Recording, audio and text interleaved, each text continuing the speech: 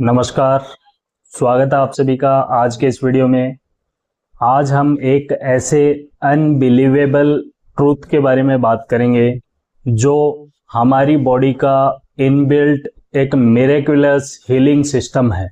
यह सिस्टम न केवल सिर्फ बीमारियों से लड़ता है बल्कि हमारी एजिंग की प्रोसेस को या उम्र बढ़ने की प्रोसेस को भी कंट्रोल करता है या फिर एजिंग की प्रोसेस को रिवर्स कर सकता है।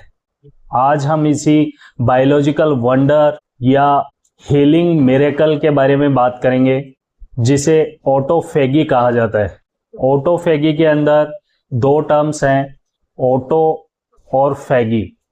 ऑटो का मतलब है खुद या स्वयं, फैगी का मतलब होता है किसी चीज को निगल जाना या पचा जाना।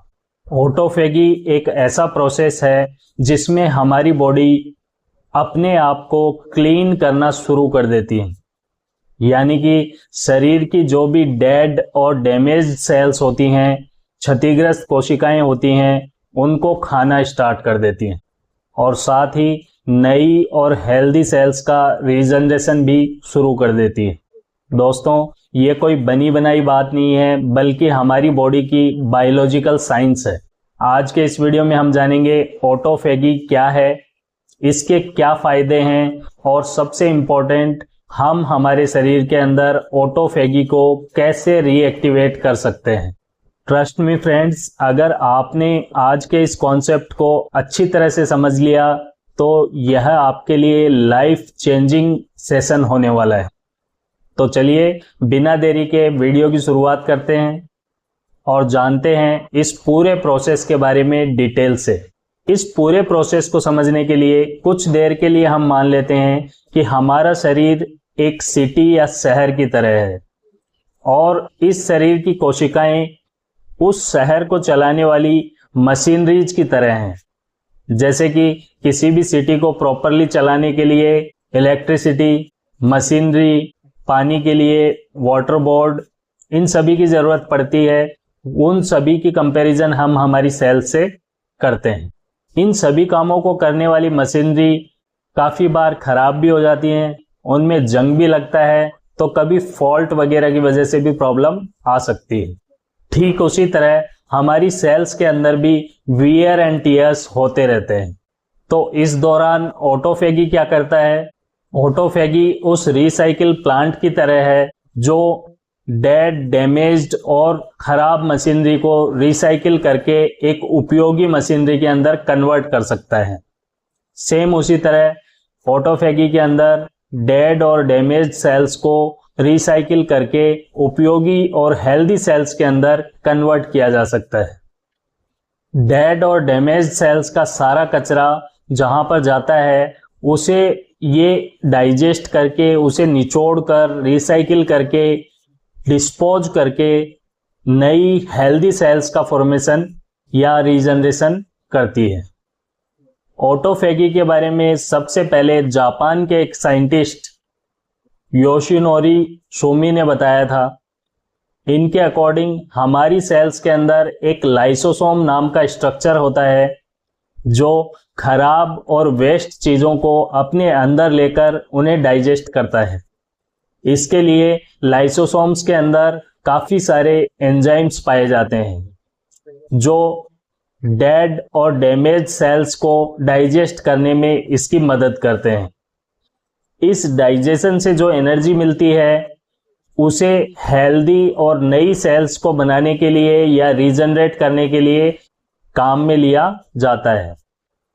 अब हम ऑटोफेगी के बेनिफिट्स की बात करते हैं। इसका सबसे पहला बेनिफिट है डिजीज प्रिवेंशन। ऑटोफेगी कैंसर जैसी बड़ी बीमारी से शरीर को बचा सकती है, लेकिन यह फायदा कैंसर की इनिशियल स्टेज के अंदर ही मिल पाएगा। अगर एडवांस्ड स्टेज के अंदर कैंसर पहुंच चुका है तो ऑटोफेगी उसे रिवर्स नहीं कर पाएगी। जैसा कि हम सभी जानते हैं कि कैंसर के दौरान हमारी सेल्स की डिवाइडिंग कैपेसिटी बढ़ जाती है और बहुत ज़्यादा सेल्स बनने की वजह से ट्यूमर का फॉर्मेशन होता है। ऑटोफेगी इन एक्स्ट्रा सेल्स को डाइजेस्ट करके, इन्हें नष्ट करके एक तरह से प्रॉपर बैलेंस बना के रखती है। लेकिन अगर एडवांस्ड स्टेज के अंदर ये कंडीशन पहुंच चुकी है तो ऑटोफेगी के द्वारा इसे रिवर्स नहीं किया जा सकता। इसी तरह से ऑटोफेगी के द्वारा एल्जाइमर्स और पार्किंसंस जैसी डिजीजेज को भी प्रिवेंट किया जा सकता है, क्योंकि एल्जाइमर्स और पार्किंसंस जैसी बीमारियां एजिंग के प्रोसेस के थ्रू होती हैं। ऑटोफेगी के द्वारा न्यू और हेल्दी सेल्स का फॉर्मेशन बढ़ाया जा सकता है। पार्किंसंस और एल्जाइमर्स जैसी बड़ी न्यूरो डिजेनरेटिव डिसऑर्डर्स या बीमारियों को भी रिवर्स किया जा सकता है। ऑटोफेगी हमारे शरीर के अंदर प्रवेश करने वाले बैक्टीरिया और वायरस को भी नष्ट कर देती है, जिससे बीमार पड़ने पर बॉडी जल्दी ठीक हो जाती है या फिर किसी भी संक्रमण से बॉडी जल्दी रिकवर करती है। इसका अगला फायदा है सेल रिन्यूअल प्रोसेस इंक्रीज हो जाता है, यानी कि नई सेल्स का फॉर्मेशन बढ़ता है। इसकी वजह से एजिंग का प्रोसेस या उम्र बढ़ने का प्रोसेस स्लो डाउन हो जाता है। या फिर आप ये कह सकते हैं कि आपकी जितनी उम्र है उतनी दिखाई नहीं देती है। अगर आपकी उम्र 50 साल की है तो आप इस प्रोसेस के थ्रू 40 साल के दिख सकते हैं, क्योंकि ऑटोफेगी के थ्रू नई सेल्स बनती हैं, जिससे बॉडी के अंदर और फेस पर एक नई एनर्जी और एक्टिवनेस दिखाई देती है, यानी कि चेहरे पर एक नया तेज दिखाई देने लगता है और मानो उम्र का पहिया रुक सा जाता है और आप अपनी उम्र से छोटे दिखने लगते हैं। कुछ रिसर्च में यह भी पता चला है कि ऑटोफेगी हमारी इनेट और एक्वायर्ड दोनों तरह की इम्यूनिटीज को बढ़ाती है। दोस्तों, हमारी इम्यूनिटी दो तरह की होती है। एक वह इम्यूनिटी जो हमें जन्मजात मिलती है, पैदाइशी होती है, और दूसरी वह इम्यूनिटी जो हमें एनवायरनमेंट से या फिर एक्सपीरियंस से मिलती है। ये दोनों ही प्रकार की इम्यूनिटी ऑटोफेगी के थ्रू इम्प्रूव हो सकती हैं। तो हम ये कह सकते हैं कि ऑटोफेगी हमारे शरीर का वह मिलिट्री एक्शन है जो तरह तरह की बीमारियों से हमारे शरीर को बचाता है या प्रोटेक्ट करता है, और साथ ही हमें ज़्यादा एनर्जेटिक और जवान दिखने में मदद करता है। अब हम बात करते हैं हमारी बॉडी में ऑटोफेगी को नेचुरली कैसे एक्टिवेट किया जाए। इसका सबसे पहला तरीका है फास्टिंग एंड कैलोरी रेस्ट्रिक्शन। दोस्तों, फास्टिंग का मतलब ये नहीं है कि आप खाना पीना छोड़ दें। इसका मीनिंग है इंटरमिटेंट फास्टिंग, यानी कि आपके मील्स के बीच में एक अच्छा खासा गैप हो ताकि आपको प्रॉपर कैलोरीज भी मिलती रहें और आप स्टारवेशन की कंडीशन में भी न जाएं। या फिर जो कुछ भी खाएं कैलकुलेटेड वे के अंदर खाएं। ध्यान रखिए, डू फास्टिंग नॉट स्टारवेशन, क्योंकि जहां फास्टिंग या कैलोरी रेस्ट्रिक्शन से हमारी बॉडी के अंदर रीजनरेशन की कैपेसिटी आती है, वहीं स्टारवेशन से बॉडी हार्वेस्ट हो जाती है और हमें कमजोरी महसूस होने लगती है। दूसरा इसका मेथड है एक्सरसाइज। डेली 30 मिनट की रनिंग से आप अपने शरीर के अंदर ऑटोफेगी एक्टिवेट कर सकते हैं। अगर आपकी उम्र रनिंग के लिए उपयुक्त नहीं है या फिर आप रनिंग करने के अंदर योग्य नहीं हैं, तो आप योगा, मेडिटेशन या फिर और कोई ऐसी एक्टिविटीज जो आपकी कैलोरीज को बर्न कर पाए कर सकते हैं। कहने का मतलब है कि कुछ भी कीजिए, बस अपनी बॉडी को जंग मत लगने दीजिए। कोई ना कोई फॉर्म के अंदर एक्सरसाइजेज करते रहिए और अपने आप को एक्टिव रखिए। ऑटोफेगी को एक्टिवेट करने का तीसरा तरीका है अंगूर और हल्दी का सेवन। दोस्तों, लाइफ साइंसेज जर्नल के अनुसार हल्दी के अंदर कुरकुमिन नाम का केमिकल मिलता है जो हमारे दिमाग और नसों के लिए बहुत ही महत्वपूर्ण है। यह केमिकल ऑटोफेगी को एक्टिवेट कर सकता है, जिससे एल्जाइमर और पार्किंसंस जैसी बीमारियों से बचा जा सकता है। इसी तरह से अंगूर के अंदर रिजर्वेराटोल नाम का एक केमिकल मिलता है जो ऑटोफेगी को एक्टिवेट कर सकता है। हल्दी को लेने का तरीका ये रहेगा कि 1 गिलास पानी या फिर दूध के अंदर आधा चम्मच हल्दी पाउडर मिलाएं और साथ ही एक छोटी चुटकी काली मिर्च का पाउडर भी डाल लें। ध्यान रहे हल्दी का पाउडर घर पर पिसी हुई हल्दी के रूप में ही काम में ले।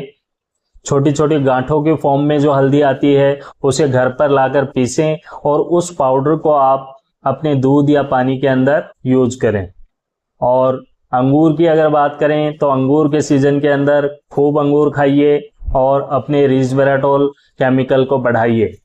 ऑटोफेगी को एक्टिवेट करने का चौथा तरीका है लाइफस्टाइल में परिवर्तन। कभी भी कोई भी चीज को अगर एक्टिवेट करना है या फिर कोई भी हम हेल्दी फायदा उठाना चाहते हैं तो प्रॉपरली एक काम करने से वो फायदा हमें नहीं मिलेगा। उसके लिए हमें 2 या 3 एक्टिविटीज को फॉलो करना पड़ेगा। उसी के अंदर ये है कि अगर आपने आपको 3 स्टेप्स बताई हैं उनमें से किसी एक को फॉलो कर लिया तो जरूरी नहीं है कि आप अपनी ऑटोफेगी को एक्टिवेट कर पाएं। इसीलिए आपको 4 तरीके बताए गए हैं, चारों को साथ साथ फॉलो करें ताकि जल्दी से जल्दी आप ऑटोफेगी को एक्टिवेट कर पाएं।